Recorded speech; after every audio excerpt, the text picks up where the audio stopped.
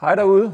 I går der læste jeg en bog, der hedder Corporate Religion, skrevet for mange år siden af reklameguruen Jesper Kunde fra Kunde & Co. Det handler om branding og en masse andre ting. Men så slog det mig, hvor fantastisk Ilves logo og punchline egentlig er for de her tider, vi lever i. Det hedder Live, Cook, Love. Live at home, cook with passion, love each other. Der er så meget usikkerhed i verden. Hvad skal der ske? Og vi er lidt forvirrede alle sammen. Nu er det altså tiden til at vælge livet. Det bliver selvfølgelig lidt polemisk, men der er noget om det. At vi skal leve derhjemme, vi skal ture, finde det samlingspunkt, som køkkenet og madlavningen er. Vi skal lave god mad til vores unger.